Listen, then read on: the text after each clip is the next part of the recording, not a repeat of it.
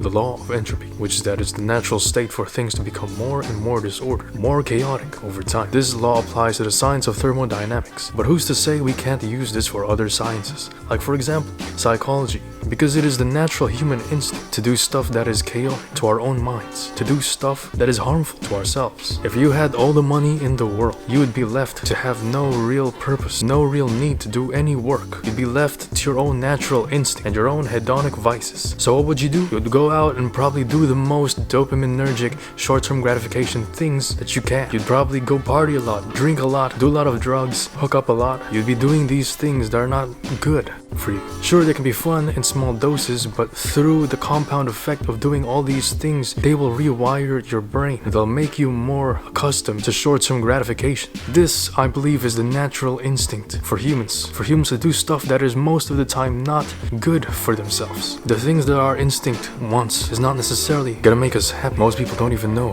what they need in life to be happy. The things that people look for, they look for more money. More money for what? They say freedom, but freedom to do what exactly? Travel around the world. Okay, that's fun. Seeing new places, that's fun. That's cool. But after you've done all that, what's next? Why is it that so many people focus on getting more and more money? But at the end of the day, is that what you're here on this earth to do? To go look at nice views and have a nice vehicle for transportation that you only bought for other people's approval? It's almost as if traveling and having an expensive car is just what people want because it's what society tells them would make them happy. Because you see it all the time online that these rich people have these things and it looks like they have a luxurious life. But at the end of the day, this is not what is going to sustain long-term happiness, because you're not going to have a purpose for your life. You're going to be exploring and you're going to be doing fun stuff, which is cool, but we all know what doing fun things leads to. For example, any type of drug, when you're doing that thing, it is fun though. Any type of video game, it is fun at that moment, but you get more bored of the real world and you get more drawn into this one thing. It is a way of escaping life because it is so much more fun than your day-to-day. You need a balance of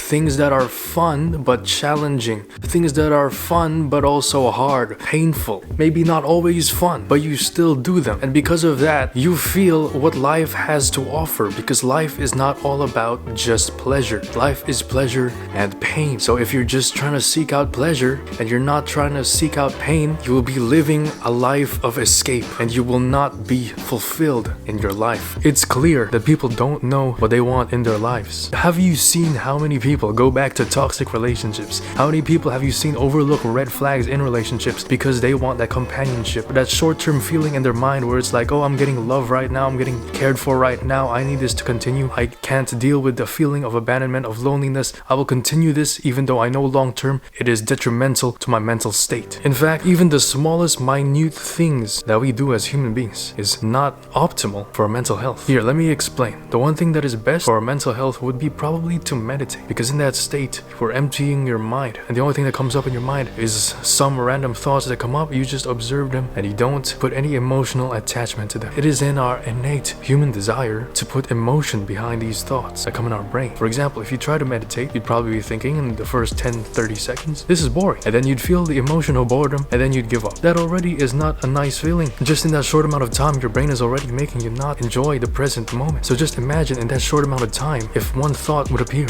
and just make you not feel that good, how many thousands, millions of thoughts you get in a daily basis, which makes you feel bad emotions, and you feel these bad emotions because of just these random thoughts in your brain. It's just the brain making you not feel as happy as you should in this moment. Because in reality, a lot of us are actually living pretty okay lives. A lot of us do have stuff that have been done to us in our past that still haunts us to this day, and that is also our brain. We should not try to repress these emotions though. These thoughts, we observe the thoughts, but we feel the emotion until they go away. Because after all, you have to work with your brain to find a way of optimally living the best life you can.